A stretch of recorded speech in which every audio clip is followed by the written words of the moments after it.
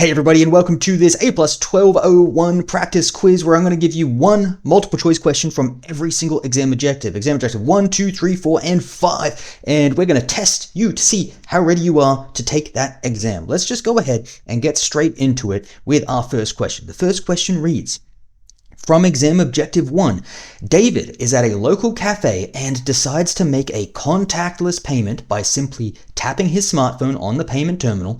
The process is almost instantaneous. His phone does not need to pair with the terminal for a long time, and the transaction completes securely in just a couple of seconds. Which wireless technology is most likely being used in this scenario? A. Bluetooth, B. Wi-Fi, C. NFC, D. RFID.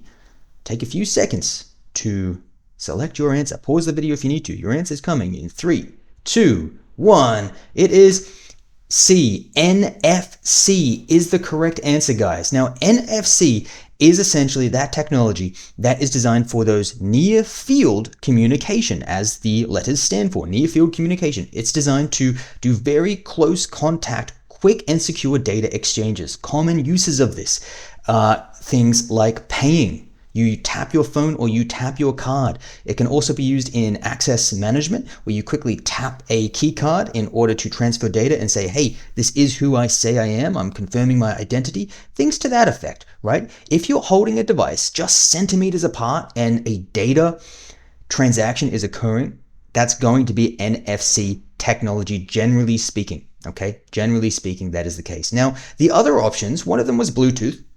Bluetooth, hopefully we're familiar with it, guys. It's designed for pairing and connecting devices over small or medium ranges. Generally, you'd connect your headphones, you'd connect your wireless mouse, right? You would connect something called a personal area network or a PAN with Bluetooth. You do not do quick, short data exchanges. And you definitely don't pay with Bluetooth, okay? You would need to pair your devices in order to do that. And this situation specifically said they did not need to pair, okay? The next one is Wi-Fi. Wi-Fi, it's just wireless internet, guys. That's your 802.11 standards. If you're accessing wireless internet, you're using Wi-Fi or your 802.11 standards, but that was not the case for this particular scenario. Finally, we had RFID. Now, it does operate on similar principles to NFC in the sense that generally you have you can have a passive RFID card, which is then activated by the scanner, which then sends the signal to the scanner, right? They can operate similarly in that way, but it's the uses and the small details that really matter here. Insofar as you really need to know, NFC is used for quick data exchanges that are secure, such as paying for things, whereas RFID is more frequently used for inventory management and tracking where your inventory is going. Okay, so you're more likely to see NFC in those quick payments. You're more likely to see RFID in inventory management solutions. Okay, you may need to go ahead and look at the learning guide if you want more detail on that, or just go to Google if you want more detail on that as well. But insofar as keeping this video short and sweet, I'm going to call it there. And I'm going to go to the next question, which reads, from exam objective 2, your internet service provider has recently switched to a fiber to the home or FTTH service offering ultra-fast internet connectivity. When the installation team visits your premises, they install a device on the demarcation point that not only converts high-speed optical signals transmitted through using wavelengths, division, multiplexing into electrical signals for your Ethernet-based network, but also integrates power over Ethernet capabilities to simplify connectivity for devices like IP cameras and Wi-Fi access points. Which device is being described? A. Cable modem, B. DSL modem, C. ONT, or D. A managed switch. This is a tricky one, guys. I am really trying to trick you up a little bit here with some of the wording. Pause the video, spend some time on this one. Your answer coming in 3, 2, 1. Let's go. Your answer is C, ONT, or Optical Network Terminal. So guys, the key giveaway here was that it is a fiber to the home setup. So we're using fiber optics. If we go back and have a look at the other options here, cable modem, what type of previously existing connectivity does that need? That needs previously existing television infrastructure, cable television infrastructure. That's cable television, not fiber. So that's ruled out. DSL needs previously existing phone infrastructure. So that's ruled out. Now we're looking at ONT, which is a strong competitor, because we have fiber to the home. We know ONT uses fiber, but we may be confused about the managed switch because it's talking about power over Ethernet. So you might be thinking, hold on, I know an optical network terminal is responsible for converting the fiber signals into usable signals in the house through the optical network. Sorry guys, I can't talk today. The ONT, but I didn't think it could actually do PoE, and generally most of them can't, but there are some modern ones, guys, that can. Okay, there are some capabilities within ONTs, particularly very modern ones, which can sometimes include features beyond basic signal conversion. But even if you were confused about that, guys, here's where how we should have been thinking. C, ONT. We know it's not A or B. We've already ruled that out. It's either C or D. Okay, Optical Network Terminal is the only one out of these two that can convert those high-speed signals into electrical signals for Ethernet-based network. Okay, it's the only one that can do that. A managed switch in no way, shape, or form can convert those signals to usable Ethernet signals. Okay, it just can't do it. It doesn't have that capability, whereas an ONT does. So the only point of confusion left for you, if you weren't aware, would have been that, oh, we also have power over Ethernet? Okay, interesting. It's much more likely that this can also do power over Ethernet than it is that a switch can also transcribe between those two different types of signals. Okay, so the answer here was ONT, and the giveaway should have been that it's fiber to the home, right? It's doing that conversion with a fiber to the home setup. That should have been the giveaway. That was a tricky one. I introduced a new variable for you guys relating to the ONT being able to do power over Ethernet as well. Forgive me for that, but I'm trying to make it hard for you so you don't walk into your exam and get tripped up, okay? Even if you had to guess, hopefully the fiber to the home portion helped you get over the line there. Now, ONT converts, or Optical Network Terminal, converts the fiber signals into usable Ethernet signals. The cable modem, as we talked about, converts previously existing television infrastructure to be able to be used to provide an internet connection. DSL modem does the same thing for previously existing phone architecture, and a managed switch is the type of switch that you can use advanced features such as setting up virtual local area networks, or VLANs. You can do quality of service, things to that effect. It helps you do those advanced managerial type of things that you can't do with a regular switch. If you're wondering why he's using such a strange spanner, it's because it is an AI generated image, so forgive that. But managed switch is the type of switch that allows you to do those specific type of nitty-gritty tasks that really let you go in and configure it specifically, whereas a regular switch, it's just plug and play, essentially, okay? So hopefully we're not too confused by that. I just wanted to add that little bit of variety in there and try to trip you up a little bit. Hopefully you still got it right. And let that be a lesson. Like, even if you're feeling confused, trust your gut with what the right answer is on that exam. They might try to trick you up too. Trust your gut, right?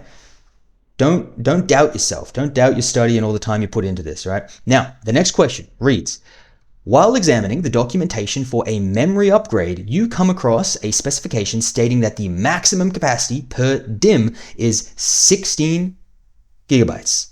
Based solely on this capacity information, which DDR generation does this module most likely belong to? A, DDR1, B, DDR2, C, DDR3, or D, DDR4. Now, pause the video if you need some time to have a think. Your answer coming in 3, 2, 1. Your answer is C, DDR3, guys. And look, as you can see on the screen here, you basically just need to know for your exam the different capacities of the different types of DDR. And there's a handy little table here that you can have a look at that will help you remember. DDR1 is 1, DDR2 is 4, DDR3 is 16, and then 32, and then 128, okay, for DDR5. So that is from my learning guide. If you wanted information like this on every single topic for your exam, you could go ahead and grab that. Otherwise, guys, it's right there. Take a screenshot, write it down. I don't know.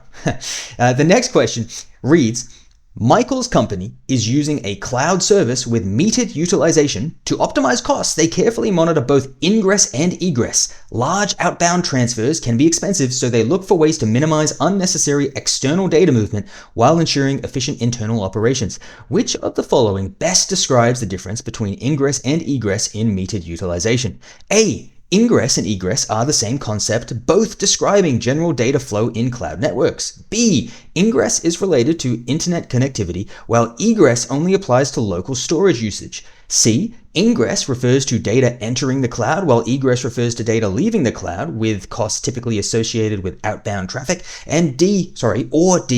Ingress is the process of deleting cloud data, while egress is the process of backing it up. Your answer coming in 3, 2, pause the video if you need to, 1, let's go. It is C. Ingress is data entering the cloud, while egress is data leaving the cloud, and generally you're going to be charged, or you're more likely to be charged with that data leaving the cloud, or that egress, all right? Ingress is data going in, egress is data going out. That's essentially what you need to know for your exam, and you're more likely to be charged on egress than ingress. All right. The final question is from exam objective 5, the troubleshooting component, and it reads, you are 2 minutes into an important client presentation and it has been going smoothly when the projected image suddenly becomes noticeably dim and begins to flicker intermittently. Despite ensuring that the projector's cooling system and filters are clean, the issue persists. What is the most likely cause of this problem and what should be your next step? A. The cables are loose, so check all physical connections. B. The projector's resolution settings are misconfigured. C. The projector's bulb is nearing the end of its lifespan and should be replaced. Or D. The ambient lighting is too high, reducing the perceived brightness. Pause the video if you need more time to think of an answer. Your answer coming in 3, 2, 1. It is C. The projector's bulb is nearing the end of its lifespan and should be replaced, guys. So look, when it came to the other options, right? If the cables were loose, generally you'd start to experience problems from the very beginning. However, if the cables were to become loose halfway through, you wouldn't necessarily notice the image dim. You might notice some flickering, right? You might notice that depending on what type of cable you're using, the video quality might go down, but you wouldn't necessarily see it get more dim. All right. B, the projector's resolution settings are misconfigured. If that were the case, those issues would be happening from the very, very beginning. They wouldn't just suddenly start unless someone came in and suddenly changed the resolution settings, which isn't very likely. The projector's bulb nearing the end of its lifespan, right? When a bulb gets to the end of its lifespan, it goes either really dim or sometimes it can also go really bright. It can go either way and start flickering as well. So if that happens suddenly, it's that suddenness of it that's really the dead giveaway. That's how we knew it was the bulb that was the issue. And the last one, same thing with the other ones. The ambient lighting is too high. Maybe you have too many lights on in the room, reducing how bright or how easily you can see that screen. If that were the case, it would have been the same from the beginning. It wouldn't have suddenly happened unless someone suddenly came in and turned on the lights, but they didn't say anything about that. All right, so C is the best answer there based on the information we've been given. Now, if you're enjoying this, guys, you can go ahead and get my learning guide. This is all from my learning guide. You get your notes and practice questions broken down by exam objective. So multiple choice questions and detailed notes, explanations, active recall questions on every single exam objective. You also get 11 performance-based questions. You also get 3 practice exams where I take all those questions and I put them into a randomized practice exam format. You also get a tracking spreadsheet where you can track your progress. I give my recommended study process. You also get a video where I show you how to smash the multiple choice questions and study properly with multiple choice questions. And I give you one on how to use free AI tools to 10 times your learning. 2 really cool tools, really good tips I wish I knew when I was studying for the exam. And you also get a video specifically talking about, I think it's like 7 to 8 tips on how to ace multiple choice questions. And then this is what people are saying about my products here. This one says that he's paid or she's paid, they've paid for my 11 or 2 and 1 courses and they've helped pass the A+. They mean my learning guides when they say that.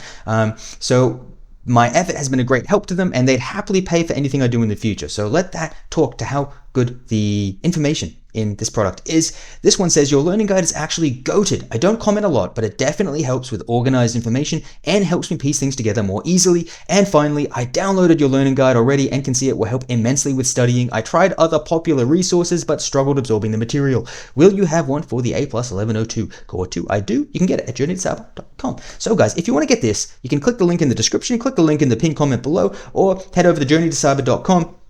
Go over to either 1101, 1102, or 1201, whichever one you want. And hey, if you don't want that, I'm going to keep putting these videos out 100% for free into the foreseeable future. So just stick around, stay subscribed, and I will see you in the next one. Thanks, guys. Bye.